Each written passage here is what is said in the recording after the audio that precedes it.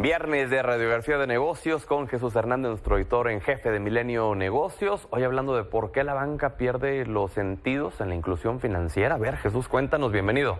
Hola, ¿qué tal? Buenas noches para ti, Pedro, para nuestro auditorio. Pues sí, la banca está en un gran esfuerzo de inclusión financiera, apostando miles de millones de pesos, de dólares incluso, a tecnologizar pues prácticamente todos sus procesos para hacerlos activos, y porque a nivel global se ha demostrado que la digitalización es la mejor vía para incluir a todo mundo. Sin embargo, ha perdido el oído, la visión, un poco de tacto, al olvidarse en cierta medida, si no por completo, en buena parte, de personas débiles visuales o con algún tipo de discapacidad. Y no estamos hablando de un mercado pequeño. De acuerdo con el censo de 2020, estamos hablando de que en el país hay poco más de 6.180.000 personas con algún tipo de discapacidad, y particularmente los que se ven un poquito más afectados son los 2.24 millones que tienen algún tipo de deficiencia visual o de plano que pues tienen la pérdida total, ¿no? Tienen ceguera, que son otras 415.800 personas. De ahí que si vemos cómo se usan hoy los productos financieros por parte de estas, de las personas que tienen algún tipo de discapacidad intelectual, auditiva, motriz, pues vemos que prácticamente casi todos, al menos en un estudio que realizó la CNBV, la Comisión Nacional Bancaria de Valores, pues tienen algún tipo de cuenta bancaria, ahorro generalmente, un poco menos tienen Afores, pero estamos casi en mitad, ¿no? En términos de petición de crédito, y cuando vemos que quien tiene discapacidad intelectual simple y sencillamente no acuden a seguros, un tercio también de los que tienen discapacidad visual pueden acceder a este tipo de protección, y bueno, de ahí los que tienen capacidad motriz apenas llegan a un 35%. No sé si es adelantarme a los datos que traes, pero de aquí me surge la pregunta: ¿por qué? ¿Por qué no acceden a esto? ¿Porque no hay la suficiente inclusión para ellos? ¿O porque no hay una confianza? ¿O por qué? Creo que son varios factores. Uno es la parte de infraestructura, ¿no? Ajá. Para la parte motriz o visual. La otra es capacitación. Y la otra es pensar en las mayorías y no adoptar algunas de las reglas que existen, ¿no? Y no son perfectas, pero que existen, por ejemplo, para los protocolos web de inclusión.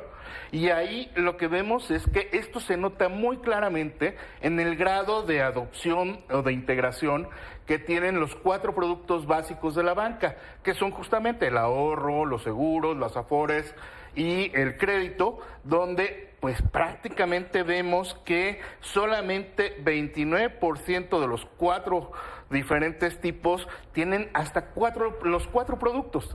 Están cubiertos, digamos, con estos 4 básicos. Especialmente cuando hablamos de motriz, pues son 31% y son los que tienen más acceso a estos 4 productos. De ahí le siguen los débiles visuales. Los de capacidad auditiva es prácticamente poquito más de 1 de cada 5, y lo grave está en quienes tienen discapacidad intelectual, que ahí hablamos de personas, sobre todo adultos mayores, que son casi el 10% de la población, alrededor de 11 millones, que ya no pueden firmar, ya no pueden hacer muchas cosas, por supuesto no son sujetos de crédito ni de seguros, ¿no? Y ahí lo que vemos es que, pues de todas maneras, esto no está lejos. Uno tendería a pensar que la gente que tiene algún tipo de discapacidad no está tan cercana a la economía, pero lo que encontramos en los datos, sobre todo en este estudio que realizaron la Comisión Nacional Bancaria de Valores y la Sociedad Alemana de Cooperación Internacional, GIS, se le conoce por sus siglas en alemán, es que pues prácticamente 63% de las personas con discapacidad están en edad productiva, entre 29 y 60 años. 6 de cada 10 tienen un empleo formal y 11% están en la informalidad. 45% son jefes de familia o de hogar y 85% tienen estudios, 33% prepa o más y 52% licenciatura o más.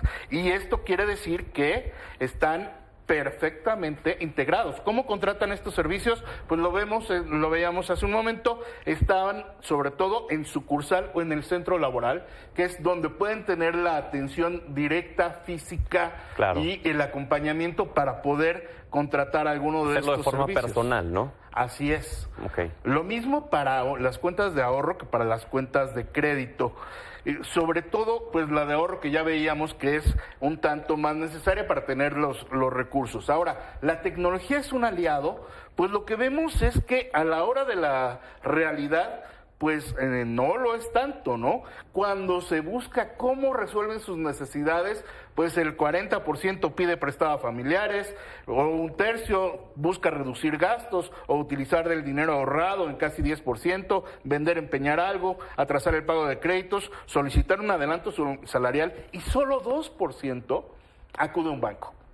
Esto nos habla de cómo nos contaban, ¿no? Y lo vamos a relatar en la historia que vamos a publicar mañana sobre esto, cómo la gente no elige por el tipo de menor interés o menor pago, eligen por lo que les es accesible. Órale, qué interesante. Esto es lo que está determinando el consumo en estos 6 millones de discapacitados más 10% de personas adultas mayores. No estamos hablando de algo menor, y cuando vemos cuáles son las limitantes de la pues cultura digital, pues estamos hablando de que pues prácticamente, sobre todo para los débiles visuales, la parte táctil pues desaparece, ¿no? Claro. No hay forma de verlo, y técnicas como el reconocimiento facial pues no son del todo efectivas, por lo cual pues la industria financiera tiene que trabajar un poco más en ver este mercado y atenderlo de manera adecuada. Sin duda alguna. Gracias, Jesús, como cada semana. Gracias a ti, gracias al auditorio y por aquí.